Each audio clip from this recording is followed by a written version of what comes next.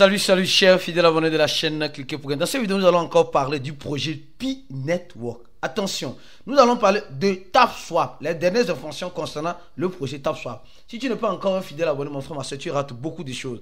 Car pour avoir les bonnes informations, tu le sais très bien, il faut être au bon endroit. Et le bon endroit, c'est où? C'est sur la chaîne Cliquez pour gagner. Alors, avant de démarrer rapidement cette vidéo, je tiens à vous parler de l'échangeur CoinEx. Qui sont ceux qui sont ici et n'ont pas encore créé leur compte sur l'échangeur CoinEx? Attention, l'échangeur CoinEx en question aujourd'hui offre, comme vous le savez très bien, 100 $ pour tous les nouveaux qui vont s'inscrire, les nouveaux arrivants sur la plateforme.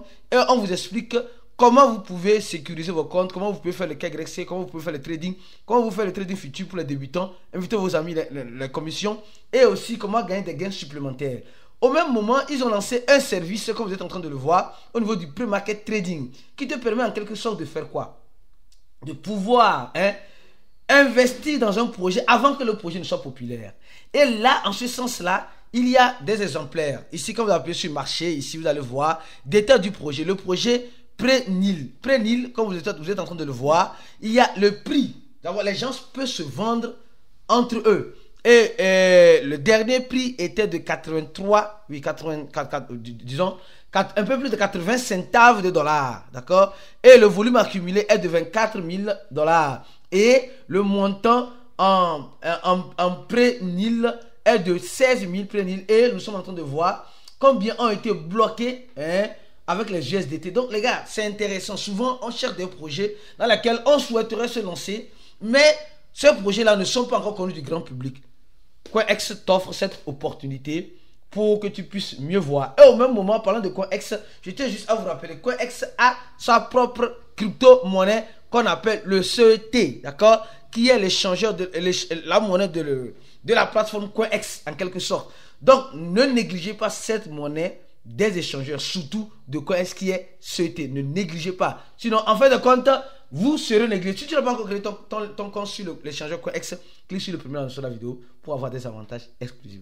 Alors, rapidement, on va parler du projet TapSwap. Oui, TapSwap. Les gars, TapSwap. Que se passe-t-il réellement avec TapSwap actuellement? Quand tu prends... Non, mais les gars, les TapSwap, ils ont foutaise avec nous. Non, les gars, ils ont trop foutaise avec nous. Trop même. Grave mal même. Parce que depuis l'année passée, les gars doivent être lancés. Après, ils ont changé de blockchain. Après, le TGE a changé. Et maintenant, les gars nous disent de façon claire et nette qu'ils vont se lancer. Mais il y a quelque chose. Ceux qui n'ont pas demandé le retrait, il dit dans 2 jours, le TGE, ceux qui n'ont pas demandé le retrait depuis l'échangeur BitJet, alors actuellement, ça ne marche plus. Tu ne peux plus voir. Parce que ceux qui rentrent pour voir, vous allez voir que vous ne voyez rien. Il n'y a absolument rien à voir. Et les gens se posent la question. Mais, donc c'est fini comme ça, on ne peut pas faire le retrait. Non, le retrait se fera. Le retrait se fera tôt ou tard. D'accord? Le retrait se fera. Ils vont trouver peut-être la fonctionnalité pour ajouter le wallet de Telegram. Parce qu'ils disent qu'ils reviennent sur la blockchain de Tonton. Ils vont utiliser le wallet de Telegram. Pour ceux qui ont le wallet de Telegram, Tonkeeper ou le wallet de Telegram en quelque sorte. Je crois bien qu'ils vont le faire. Mais ceux qui ont déjà demandé le retrait sur sur l'autre échangeur, soyez sûrs que vous allez recevoir ça là-bas. Mais ils disent que le listing c'est quand? Le listing c'est le 17, en quelque sorte, c'est le 17. Donc nous sommes déjà en train de voir ce que TapSwap est en quelque sorte en train de faire. Donc les gars, restez les 2 yeux ouverts. Parce que moi personnellement, je n'ai pas confiance aux gens de TapSwap. Ils ont toujours blâmé la communauté et ce n'est pas maintenant qu'ils vont arrêter de blâmer parce que c'est des blâmeurs. C'est des blâmeurs. Donc, TapSwap, si tu n'as pas encore fait de retrait, calme-toi. Il n'y a rien à faire.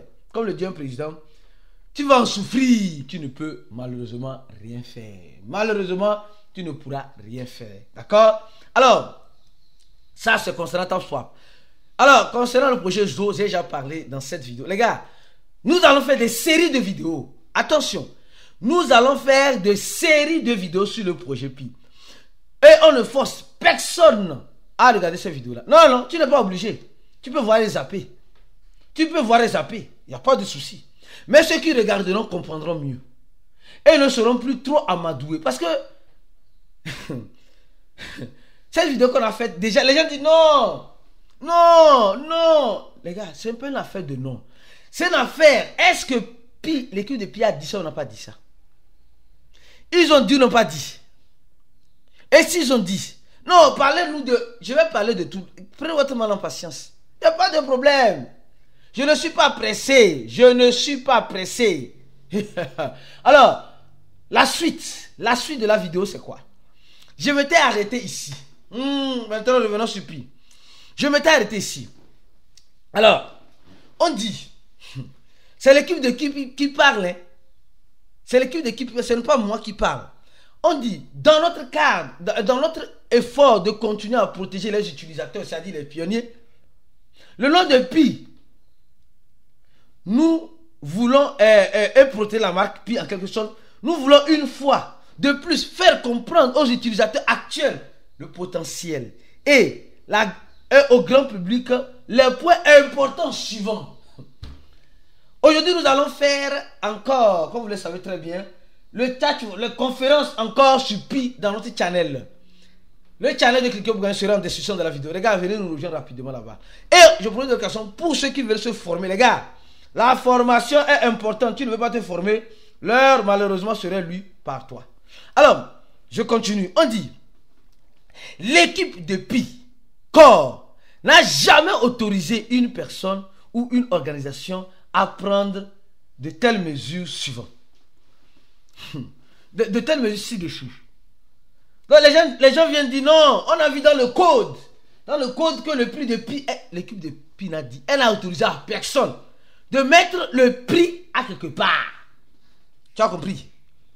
Je continue. On dit, les fondateurs de Pi Corps et de Pi n'ont aucune affiliation avec les partis qui se livrent à de telles activités. Non, nous avons vu dans le code de Pi qu'il y a un développeur qui a développé une application de Pi et dans l'application vaut le prix 314 000 $. La fondation Pi et l'accord team de Pi dit ne sont pas affiliés à ces partis qui se lient à ces genres d'activités. Je continue. On dit, toutes ces activités ou actions ne sont pas autorisées par Pi. Et vous devez vous abstenir de vous engager dans l'un de ces types d'activités.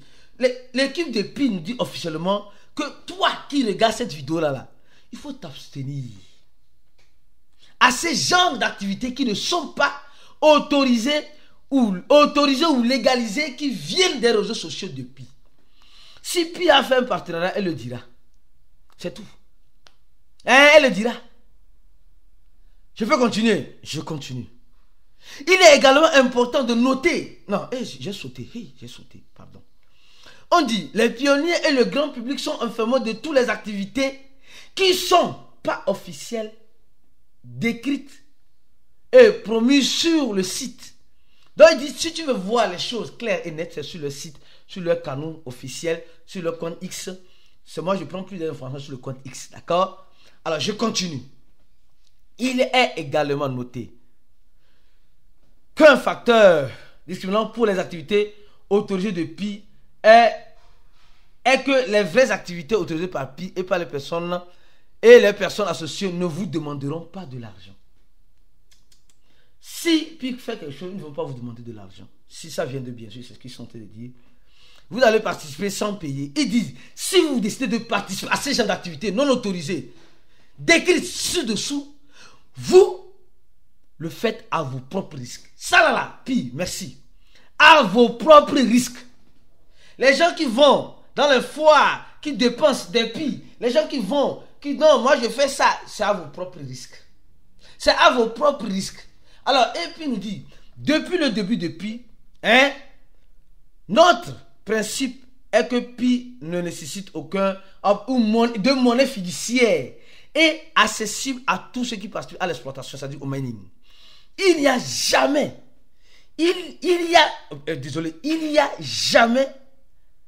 été de collecter d'argent ou toute exigence pour les utilisateurs d'acheter afin de participer. Les gars, Pi est clair. Les leaders qui courent pour vendre les Pi oui, je vends Pi à tel montant, achète Pi maintenant, et puis parce que ça va révolutionner le monde. Non, je dirais que tu n'as pas le temps de miner. Moi, j'ai miné, je vais te vendre mes Pi. C'est ça, ils sont te dit. De même, Pi ne facture aucun frais, ni n'oblige aucun utilisateur à acheter. Écoutez, ni n'oblige les utilisateurs à acheter des articles auprès de Pi. Pi ne force personne à acheter des articles. Les gens qui forcent les gens à acheter des articles en Pi là, on dit Pi ne force personne. Personne à acheter des articles. C'est ce qu'ils ont dit. Ou d'autres personnes à participer à Pi. Donc on ne force personne à venir dans Pi. Pour venir, il faut miner là. Si tu ne mines pas là, tu n'es pas membre de ma famille. Pi dit là, elle ne fait pas ça. Il a toujours été le cas de la participation à Pi de manière volontaire, sans aucune contrainte et sans aucun coût financier pour l'utilisateur. Ça, là, je ne sais quoi vous dire. Je continue. Et nous sommes en train d'arriver à la fin. Nous continuons à enquêter sur les incidents. Et nous réservons le droit de prendre toutes les mesures juridiques disponibles contre les parties. Les gars, c'est pas moi.